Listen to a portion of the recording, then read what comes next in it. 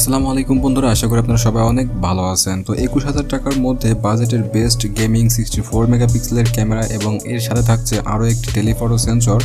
তাছাড়া এই ফোনটির ডিসপ্লেতে থাকছে বেশ বড়সড় একটি ডিসপ্লে। হ্যাঁ, আজকের এই ভিডিওতে আমরা কথা বলছি ইনফিনিক্স নোট 11 প্রো এই ফোনটি নিয়ে। তো এই ফোনটি খুবই দুর্দান্ত একটি স্মার্টফোন হতে চলেছে। তো আজকের এই ভিডিওতে আমরা ইনফিনিক্স নোট 11 প্রো এই ফোনটির ইন ডিটেলস আলোচনা করব এই ভিডিওর মধ্যে। তো তার আগে আপনাদের কাছে অনুরোধ থাকবে চ্যানেলটি সাবস্ক্রাইব করে পাশে থাকা বেল বাটনটি অল করে দেবেন। তো ফার্স্ট অফ অল আমরা যদি এই ফোনটির বিল্ড কোয়ালিটি অ্যান্ড ডিজাইন নিয়ে কথা বলি, এই ফোনটি প্লাস্টিকের বডি ফ্রেম এবং প্লাস্টিকের ব্যাক সাইডে তৈরি করা হয়েছে এবং এই ফোনটিতে ম্যাট ফিনিশিং করা হয়েছে। এছাড়া এই ফোনটির ব্যাক সাইডে থাকছে লাইট রিফ্লেকশন, যেটি দেখতে অনেকটা সুন্দর দেখা যায় এবং ফোনটির ব্যাক সাইডে ব্যবহার করা হয়েছে ট্রিপল ক্যামেরা সেটআপ। যদিও ক্যামেরা বামটা দেখতে মনে হয় কোয়াড ক্যামেরা সেটআপ, তারপর এখানে তারা ট্রিপল ক্যামেরা সেটআপ ব্যবহার করেছে। এবং ফোনটি যদি আমরা বাটনের কথা বলি, এখানে আপনারা রাইট সাইডে পেয়ে যাবেন ভলিউম আপ ডাউন বাটন এবং পাওয়ার বাটন। পাওয়ার বাটনের সঙ্গে ব্যবহার করা হয়েছে ফিঙ্গারপ্রিন্ট সেন্সর। এছাড়া ফোনটিতে আপনারা লেফট সাইডে পেয়ে যাবেন সিম ট্রে, যেখানে আপনারা দুইটা সিমের সঙ্গে একটা মেমোরি কার্ড ব্যবহার করতে পারবেন। এছাড়া ফোনটির নিচের দিকে আপনারা পেয়ে যাবেন একটি speaker grille, USB type C charging port, 3.5 millimetre headphone jack এবং মাইক্রোফোন। ফোনটির ফ্রন্ট সাইডে আপনারা পেয়ে যাবেন ছোট্ট একটি 5 হোল কাট আউটের সেলফি ক্যামেরা, যেটি অনেকটা ছোট রাখা হয়েছে। তো ওভারঅল ফোনটির ডিজাইন নিয়ে কোনো কমপ্লেন থাকবে না, ফোনটির ডিজাইনটা খুবই সুন্দর রাখা হয়েছে।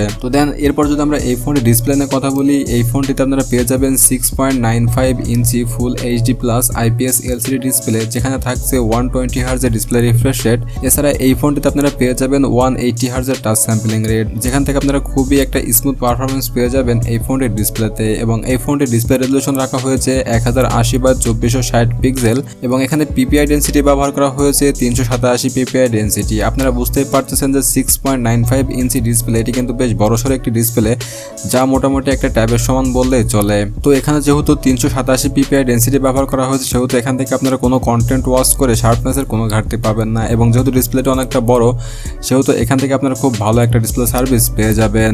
তো দেন যদি আমরা এই ফোনটির পারফরমেন্স নিয়ে কথা বলি, এই ফোনটিতে আপনারা অপারেটিং সিস্টেম হিসেবে পেয়ে যাবেন অ্যান্ড্রয়েড 11, যেখানে ইউআই সিস্টেম ব্যবহার করা হয়েছে XOS 10 এবং ফোনটিতে চিপসেট ব্যবহার করা হয়েছে মিডিয়াটেক হেলিও G96 চিপসেট, যেটি একদমই নতুন একটা চিপসেট এবং এটি 12 ন্যানোমিটার আর্কিটেকচারের তৈরি। এবং মিডিয়াটেক হেলিও G96 এই প্রসেসরটি কিন্তু মিডিয়াটেক হেলিও G95 এর মতোই পারফরমেন্স ক্রিয়েট করে, কিন্তু মিডিয়াটেক হেলিও G96 এই প্রসেসরটিতে কিন্তু হিটিং ইস্যু অনেকটাই কম। যে হিটিং ইস্যুটা দেখা গিয়েছিল মিডিয়াটেক হেলিও G95 ওই প্রসেসরটির মধ্যে। তাছাড়া এই প্রসেসরটিতে কিন্তু খুব বেটার একটা পারফরমেন্স পাওয়া যায়। আপনারা পাবজি এবং ফ্রি ফায়ার গেমটা হাই গ্রাফিক্সে রেখে প্লে করতে পারবেন খুব ইজিলি ভাবে। এছাড়া পাবজি গেমটা ম্যাক্স গ্রাফিক্সে রেখে প্লে করতে গেলে 40 FPS পর্যন্ত সর্বোচ্চ রেখে আপনারা গেমটি প্লে করতে পারবেন এবং ফ্রি ফায়ার গেমটি আপনারা আল্ট্রা গ্রাফিক্সে রেখে প্লে করতে পারবেন খুব ইজিলি ভাবে। এবং এই ফোনটিতে হিটিং ইস্যু কিন্তু খুবই কম। এছাড়া এই ফোনটিতে সিপিইউ ব্যবহার করা হয়েছে অক্টোকরের একটি সিপিইউ, যেখান থেকে আপনারা 2.05 GHz ক্লক স্পিড পেয়ে যাবেন এবং এখানে দুইটা কর্টেক্স A76 থাকবে। এছাড়া এই সিপিইউটির মধ্যে আরও থাকছে 2 GHz এর 6টা কর্টেক্স A55 কোর। ওভারঅল এখানে সিপিইউটাও কিন্তু বেশ ভালো একটা সিপিইউ ব্যবহার করা হয়েছে এবং জিপি হিসাবে থাকছে মালি G57 MC2। এখানে মালি G57 MC2 থাকার কারণে এখান থেকে গ্রাফিক্সটা বেশ ভালোই পাওয়া যায়, তবে আল্ট্রা গ্রাফিক্স রেখে খেলতে গেলে একটু ফ্রেম ড্রপের দেখা যায়, যেখান থেকে ফোনটির জিপি আরও একটু বেটার হলে ভালো হতো। দেন এই ফোনটিতে আপনারা র্যাম পেয়ে যাবেন 8GB এবং স্টোরেজ পেয়ে যাবেন 128GB। এখানে র্যাম টাইপ ব্যবহার করা হয়েছে LPDDR4X এবং স্টোরেজ টাইপ ব্যবহার করা হয়েছে UFS 2.2। তো এরপর যদি আমরা এই ফোনটির মেন আকর্ষণ, এই ফোনটির ক্যামেরা নিয়ে কথা বলি, এই ফোনটিতে আপনারা পেয়ে যাবেন মেন ক্যামেরা হিসাবে 64 মেগাপিক্সেলের একটি মেন ক্যামেরা সেন্সর। এছাড়া মেন ক্যামেরা সেন্সর দিয়ে কিন্তু আপনারা খুব ভালো একটা পারফরমেন্স পেয়ে যাবেন। এবং এই ফোনটিতে থাকছে 13 মেগাপিক্সেলের এক টেলিফটো সেন্সর, যেখান থেকে আপনারা 2x অপটিক্যাল জুম করতে পারবেন। এছাড়া আপনারা 30x ডিজিটাল জুম করতে পারবেন এই ফোনটি টেলিফটো সেন্সর দিয়ে। তবে টেলিফটো সেন্সর দিয়ে আপনারা যদি ডিজিটাল জুম করেন, সেক্ষেত্রে কিন্তু ক্যামেরার কোয়ালিটি অনেকটাই কমে যাবে এবং আপনারা 64 মেগাপিক্সেলের ক্যামেরা দিয়ে বেটার একটা রেজাল্ট পেয়ে যাবেন এই ফোনটি থেকে। এছাড়া এই ফোনটিতে আরও ব্যবহার করা হয়েছে 2 মেগাপিক্সেলের একটি ডেপথ সেন্সর, যেটি মোটামুটি বেশ ভালো একটা পারফরমেন্স ক্রিয়েট করতে পেরেছে।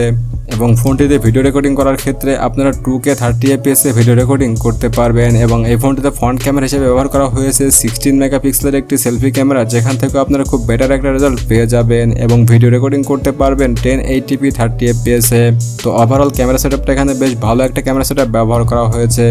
তো এরপরে যদি আমরা এই ফোনটির ব্যাটারি নিয়ে কথা বলি, এই ফোনটিতে আপনারা পেয়ে যাবেন 5000 মিলিঅ্যাম্পিয়ারের একটি ব্যাটারি এবং এই ব্যাটারিকে চার্জ করার জন্য 33 ওয়াটের একটি ফাস্ট চার্জার ব্যবহার করা হয়েছে এবং 33 ওয়াটের এই চার্জার দিয়ে আপনারা মাত্র 1 ঘন্টা 20 মিনিটের মধ্যে ফোনটিকে ফুল চার্জ করে নিতে পারবেন।